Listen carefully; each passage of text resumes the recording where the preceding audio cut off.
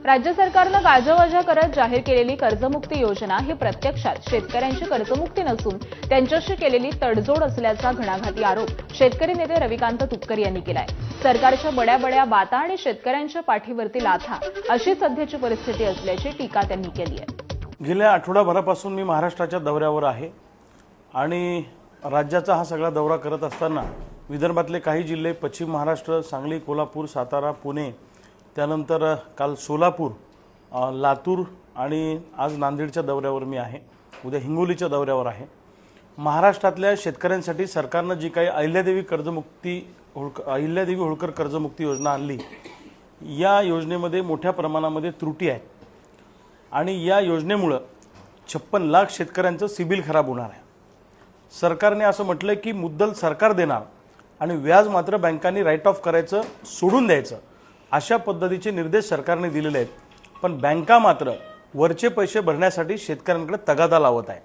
आमचं एकच म्हणणं आहे की तुम्ही म्हटलं होतं की 2 लाखापर्यंत आम्ही सरसकट कर्जमाफी देऊ, तर जो दिलेला शब्द तुम्ही पाळला पाहिजे। आता वरचं व्याज बँका राईट ऑफ करणार म्हणजे सोडून देणार, म्हणजे त्या शेतकऱ्याच्या खात्यामध्ये समझोता हा शब्द येणार आणि त्याचं सिबिल खराब होणार, म्हणजे त्या शेतकऱ्याला एज्युकेशन लोन घेता येणार नाही, त्याला व्यापारी लोन घेता येणार नाही, पीक कर्जाशिवाय त्या शेतकऱ्याला कोणत्याही प्रकारचं लोन घेता येणार नाही। मग तुम्हाला कर्जमाफी करायची होती का शेतकऱ्यांचं सिबिल खराब करून शेतकऱ्यांचं मार्केटमधलं क्रेडिट संपून टाकायचं होतं, शेतकऱ्यांची पत संपून टाकायची होती? छुपा अजेंडा सरकारने याच्या पाठीमागे केलेला आहे। 16 लाख कोटींचं केंद्र सरकारने उद्योगपतींचं कर्ज माफ केलं, तेव्हा हा निकष का नाही लावला? आता शेतकऱ्यांसाठी हा निकष का लावला? आणि शेतकऱ्यांना पैसे द्यायचे असले तर तुम्ही तिजोरीत पैसा नाही असं म्हणता, तिजोरीत खणखणाट आहे असं म्हणता। मग तिजोरीत खणखणाट आहे तर पुढचे 4 वर्ष 3 वर्ष एकाही आमदारांनी पगार घेऊ नये, त्यांनी सरकारी कुठलाही खर्च त्याच्यावर आमदारांवर करू नका, मंत्र्यांवर करू नका। कशाला खर्च करता? माजी आमदारांचे पगार थांबवा ना काही काळ, कलेक्टरांनी सचिवांचे पगार थांबवा काही काळ, अर्ध्या पगारावर आणा, 25% पगारावर आणा सुपर क्लास 1 अधिकाऱ्यांना। चाललंय काय? म्हणजे तिजोरीत पैसा नाही म्हणून शेतकऱ्याला कर्जमाफी द्यायची नाही, मग 1 लाख कोटीचा शक्तीपीठ महामार्ग करण्यासाठी तुमच्याकडे पैसा आला कुठून? हाही खऱ्या अर्थानं प्रश्न आहे। कुणी शक्तीपीठ महामार्ग मागितला होता का? मोर्चा निघाला होता का? कुणी मागणी केली होती? कुणी उपोषणाला बसलं होतं? अरे जे शेतकऱ्यांनी मागितलंय ते तुम्ही द्यायला तयार नाही आणि बळजबरी शक्तीपीठ महामार्ग आमच्या मस्तकी मारताय। शक्तीपीठ महामार्गाच्या माध्यमातून 1 लाख कोटीचा तो शक्तीपीठ महामार्ग आहे, तो होईपर्यंत तो 1.5 लाख 2 लाख कोटीपर्यंत जाईल। त्याच्यात 50% रकमेवर डल्ला हाणायचा आणि ती रक्कम लोकसभेच्या निवडणुकीमध्ये निधी म्हणून वापरायची, पैसे वाटायचे, असा याच्या पाठीमागचा अजेंडा आहे सरकारमधल्या लोकांचा।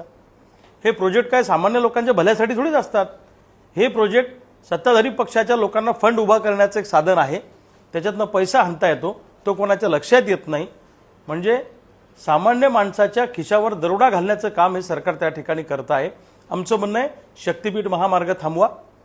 समृद्धी महामार्ग झाला, मुंबईला जायचं आमचं 2 तासाचं अंतर कमी झालं, 11 तास लागत होते 9 तासात आम्ही जातो, 10 तास लागत होते 8 तासात जातो, 7 तासात जातो, इतकंच झालं ना। शेतकऱ्यांचं एक्सपोर्ट किती वाढलं, शेतकऱ्यांच्या जमिनी गेल्या, शेतकऱ्यांचा शेतमाल किती निर्यात होतो, कोणत्या बंदरावर आमचा शेतमाल चालला? अजिबात नाही। एका बाजूला सोयाबीनमध्ये लुटायचं, कापसात लुटायचं, बोगस बियाणं मार्केटमध्ये आणायचं। तुमच्या नांदेड जिल्ह्यामध्ये आणि हिंगोली जिल्ह्यामध्ये मोठ्या प्रमाणामध्ये आंध्र प्रदेश आणि तामिळनाडूतून बोगस कंपन्या काम करत आहेत। बोगस सीड्स कंपन्या या भागामध्ये मोठ्या प्रमाणात आहेत बाउंड्री असल्यामुळे। आणि PGR नावाचा जो ॲटम आहे, प्लांट ग्रोथ रेग्युलेटर, म्हणजे पिकाच्या वाढीसाठी जे जैविक टॉनिक असतं त्यात पाणी विकलं जातं। हिंगोली जिल्ह्यात 750 कंपन्या आहेत, तुमच्या जिल्ह्यात सुद्धा 700-800 कंपन्या आहेत। या बोगस कंपन्या कुणाच्या आशीर्वादाने चालत आहेत? या सीड्स कंपन्यांकडून आणि या पेस्टिसाइड कंपन्यांकडून मोठ्या प्रमाणामध्ये फंड घेतला जातो, हप्ते घेतले जातात आणि शेकडो कोटींची उलाढाल कृषी खात्यामार्फत केली जाते आणि यांना अभय दिला जातं। म्हणून आमचं म्हणणं आहे की 1966चा जो सीड ॲक्ट आहे त्या सीड ॲक्टमध्ये बदल करा आणि कठोर शिक्षेची तरतूद करा। ज्यांनी बोगस बियाणं शेतकऱ्याला विकलं त्याला जन्मठेपेची शिक्षा लागली पाहिजे, त्याची धिंड निघाली पाहिजे मार्केटमधून। कारण त्यांनी सामान्य माणसाच्या जीवनाशी खेळ करण्याचं काम केलेलं आहे. हे सगळं चाललं कसं? एका सिनेमातला डायलॉग आहे, जर पोलिसांनी ठरवलं तर मंदिरासमोरची चप्पल पण चोरीला जाऊ शकत नाही, सरकारने ठरवलं तर बोगस बियाणाचा एकही दाणा मार्केटमध्ये येऊ शकत नाही. पण सरकारचं या कंपन्यांना अभय आहे, सरकारमधल्या लोकांचं अभय आहे. मी पुढच्या आठवड्यामध्ये कोणते कोणते कृषी विभागाचे राज्य पातळीपासून खालच्या पातळीपर्यंत कोणते कोणते अधिकाऱ्यांचे किती किती हप्ते ठरलेले आहेत हे मी पुराव्यासहित सांगणार आहे. पुण्यात येऊन दाखवतो गंमत त्यांना काय आहे ते. महाराष्ट्रातल्या शेतकऱ्यांच्या पुत्रांची ताकद काय एकदा दाखवून देऊ. जसं दिल्लीमध्ये आमच्या जेनझीनी विद्यार्थ्यांनी हिटलरशाही करणाऱ्या केंद्र सरकारला झुकवलं, रोज रात्री 1:30-2 वाजता यांना व्हिडिओ करावे लागतात, तसं शेतकरी पुत्रांची ताकद काय असते हे आम्ही यांना दाखवून देऊ. या सरकारला सुद्धा झुकायला आम्ही भाग पाडू. आमची मागणी एकच आहे, येणाऱ्या काळामध्ये सोयाबीनला उत्पादन खर्चावर आधारित भाव मिळाला पाहिजे, कापसाला चांगला भाव मिळाला पाहिजे, ऊसाची एक रकमी FRP आणि त्याच्यात वरतून 500 रुपये अजून दुसरा हप्ता शेतकऱ्यांना मिळाला पाहिजे. त्याचबरोबरीने दुधाचे दर वाढले पाहिजे, कांद्याचा प्रश्न सुटला पाहिजे.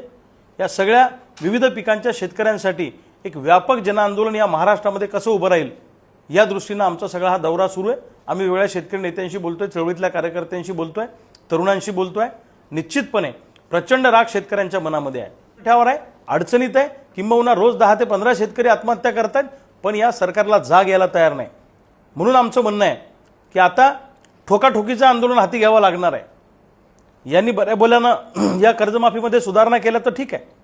हो, आम्ही काय मागतोय? ठीक आहे, आम्ही म्हणत होतो सरसकट कर्जमाफी करा, तुम्ही म्हटलं आम्ही 2 लाखापर्यंत करतो, आम्ही तेही कसं बसं आळेबळे ॲग्री केलं, पण ते तुम्ही पूर्ण करा ना. समजा माझ्याकडे 1.5 लाख रुपयाचं कर्ज आहे बँकेचं, तर 1.5 लाख सरकारने भरावे ना. सरकार म्हणतं आम्ही 70,000 भरणार, वरचे पैसे बँका OTS मध्ये सोडून देणार. मग आमचं सिबिल खराब झाल्यावर आम्हाला एज्युकेशन लोन मिळणार नाही, बाकी इतर लोन मिळणार नाही. म्हणून आमचं म्हणणं आहे की पूर्ण पैसे सरकारने भरावेत.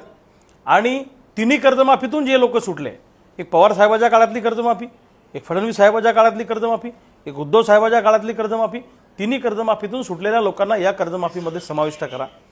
ITR भरणारे जे शेतकरी आहेत त्या शेतकऱ्यांना सुद्धा कर्जमाफीचा लाभ द्या. मयत शेतकरी जे आहेत त्यांच्या वारसांना कर्जमाफीचा लाभ द्या, ही पण आमची मागणी आहे. आणि रेग्युलर कर्ज भरणाऱ्या शेतकऱ्यांना 50,000 नाही तर 2 लाख रुपयाचं प्रोत्साहन अनुदान द्या. त्यांनी रेग्युलर कर्ज भरून चूक केलेली नाही, ही आमची मागणी आहे. आणि याच्यासाठी आमचा लढा उभा राहणार आहे. जोपर्यंत न्याय मिळणार नाही तोपर्यंत लढाई थांबणार नाही. सरकारच्या बुडाखाली आग लावू, सरकारमधल्या मंत्र्यांना रस्त्यावर फिरता येणार नाही, अशा पद्धतीचं शेतकऱ्यांचं आंदोलन येणाऱ्या काळामध्ये असणार आहे. नाही, याच्यामध्ये तालुका कृषी अधिकारी आहेत, जिल्हा कृषी अधिकारी आहेत, कृषी आयुक्त आहेत, कृषी सचिव आहेत, कृषी मंत्री आहेत. हे सगळ्या लोकांचे हप्ते ठरलेले आहेत ना. याच्यामध्ये सीड्स कंपन्याकडून हे हप्ते बांधून घेतात, त्यांचं ठरलेलं आहे. प्रति बॅग प्रमाणे पैसे घेतात हे. समजा एखाद्या सीड्स कंपनीचं बोगस बियाणं निघालं तर शेतकऱ्यांना कंपन्सेशन देऊ नका, आम्ही तुम्हाला कारवाई करणार नाही तुमच्यावर, तुम्ही आमचे पैसे आणून द्या प्रति बॅग प्रमाणे. मग एखादी कंपनी जर 50 लाख बॅग विकत असेल, 70 लाख बॅग विकत असेल तर त्याच्याप्रमाणे त्यांचे पैसे ठरलेले असतात. ते सगळं आम्हाला यांचे रेट पण माहीत आहे ना, आणि कुणाच्या आशीर्वादानं सुरू आहे हे पण आम्हाला माहीत आहे. तुम्ही रविकांत तुपकर यांच्या मताशी सहमत आहात का? जर सहमत असाल तर कमेंटमध्ये नक्की सांगा.